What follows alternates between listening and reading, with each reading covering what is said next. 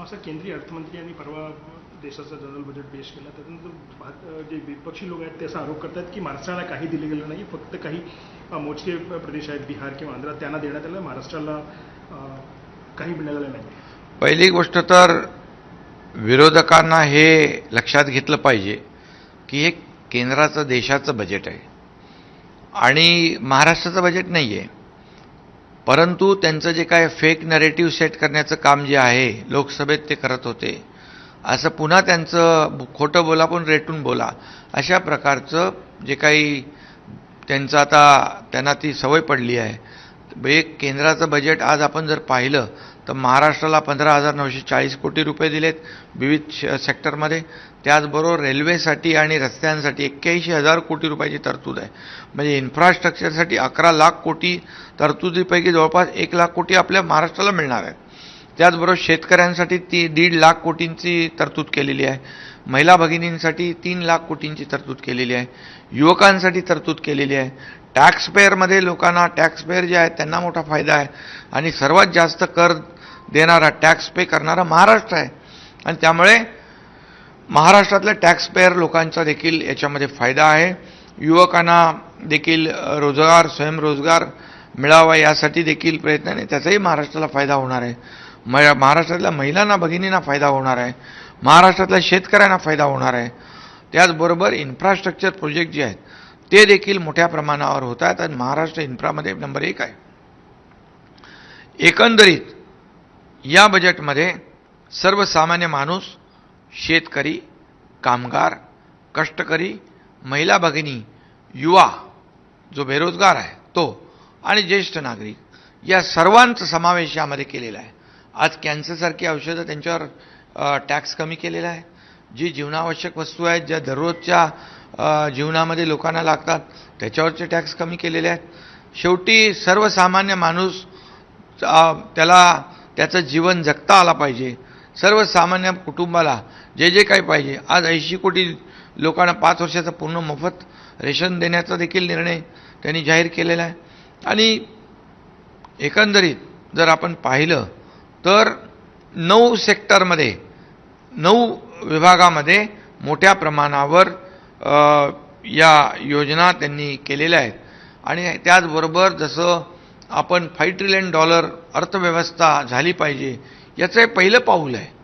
आज याच्यामध्ये इन्फ्रास्ट्रक्चर पण आहे, कल्याण पण आहे, विकास पण आहे, या सगळ्या गोष्टी आहेत. आज देशाची अर्थव्यवस्था 11व्यावरून 5व्यावर आली, ती 3वर आली पाहिजे. या प्रकारचं काम आर्थिक महासत्ता देश झाला पाहिजे याचं पाऊल या ठिकाणी या अर्थसंकल्पामध्ये दिसतंय, याचं प्रतिबिंब दिसतंय. आणि खऱ्या अर्थाने देशाला महासत्तेकडे नेण्याचं हे पाऊल म्हटलं तर चुकीचं ठरणार नाही. आणि म्हणून एकंदर पूर्ण सर्वसमावेशक असा हा अर्थसंकल्प आहे. म्हणजे अन्न वस्त्र निवारा, रोटी कपडा मकान या सगळ्या गोष्टी, PM आवास योजना 3 कोटी घरं, 1 कोटी घरं शहरी भागात बांधणार. शहरामध्ये आपल्याकडे महाराष्ट्रामध्ये जास्त स्कोप आहे, त्याचाही फायदा आपल्याला होणार आहे. इतर अनेक योजना आहेत, अनेक योजनांमध्ये महाराष्ट्रासाठी त्यांनी पैसे ठेवलेले आहेत. परंतु विरोधी पक्षाला या सगळ्या गोष्टी पॉझिटिव्ह दिसत नाहीत आणि दिसत असल्या तरीसुद्धा त्यांना कळतात पण ते वळत नाहीत.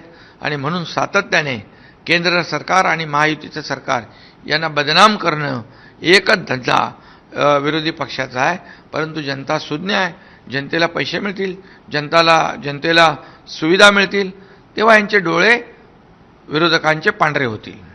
सर, हिंदी में भी जानना चाहेंगे, जिस तरह विपक्षी आरोप लगा रहे हैं कि इस बार के जनरल बजट में महाराष्ट्र के लिए कुछ भी नहीं मिला है, कुछ खास चुने हुए प्रदेशों को, बिहार आंध्र प्रदेश को ही दिया गया, महाराष्ट्र को कुछ नहीं. ये सब झूठ है. और ये बजट जो है, मैं आदरणीय मोदी जी और निर्मला सीतारामन जी का धन्यवाद अदा करता हूँ, उनका अभिनंदन करता हूँ कि ये जो देश का बजट है, ये बजट करते समय उन्होंने सभी वर्ग के लोगों का ध्यान रखा है. किसानों का ध्यान रखा है, महिलाओं का ध्यान रखा है, कामगारों का ध्यान रखा है, युवाओं का, बेरोजगार स्वयं रोजगार का ध्यान रखा है, ज्येष्ठ नागरिक है उनका ध्यान रखा है. जो दवाइयाँ है उसमें, जो हेल्थ है उसमें लोगों को फ़ायदा होना चाहिए. इसलिए कई कैंसर जैसे मेडिसिन है उसके ऊपर का टैक्स कम कर दिया है। जो रोजाना जो लोगों को जीवन में जो लगता है वो सभी चीज़ों पे टैक्स कम करने का निर्णय सरकार ने लिया है। ये सबसे बड़ा जो टैक्स पेयर है हमारे उसमें स्लैब में चेंजेस किया है। जो स्टैंडर्ड डिडक्शन है वो 50,000 75,000 किया है, उसका लाभ मिलेगा लोगों को, और इसमें स्लैब में भी उनको राहत मिलेगी। तो ये लगभग महाराष्ट्र में सबसे ज़्यादा हम लोग टैक्स पेयर है, हमें ज़्यादा फायदा होगा।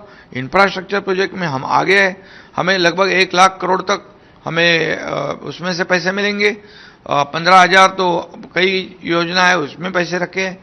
तो ये सब जो फेक नैरेटिव फैलाने का जो काम है उनकी आदत बन गई है, वो उन्होंने उल्टा इस बजट का स्वागत करना चाहिए था, क्योंकि इस बजट में 9 घटक जो है 9 सेक्टर को प्राथमिकता दी है।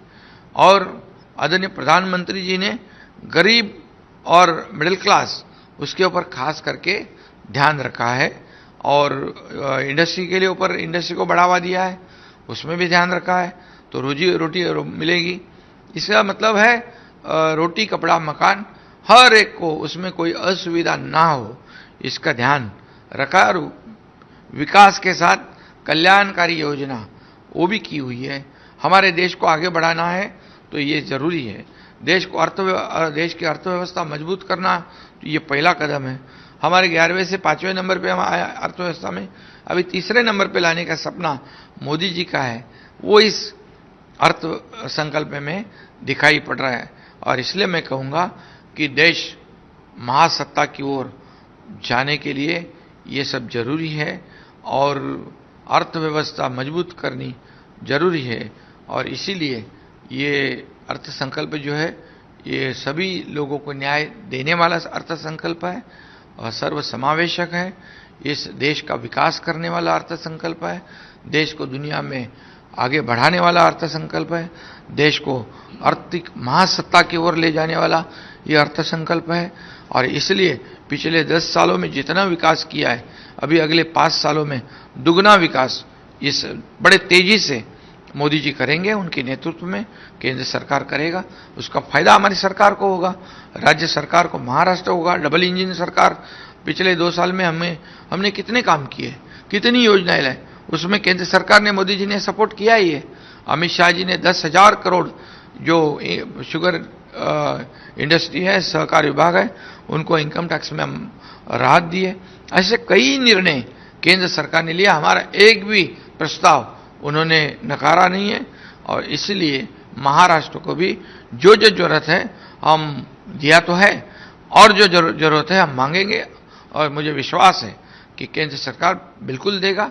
मोदी जी महाराष्ट्र के विकास के लिए बहुत ही अग्रणी है, और निश्चित रूप से महाराष्ट्र एक ऐसा राष्ट्र है, ऐसा राज्य है कि जहाँ पोटेंशियल है, या इंफ्रास्ट्रक्चर है, कनेक्टिविटी है, यहाँ पर स्किल मैन पावर है, और इसलिए इंडस्ट्री आ रही है, और उसमें भी मोदी जी सपोर्ट करेंगे हमें, ये विश्वास मुझे है। एबीपी माझा, उघडा डोळे बघा नीट।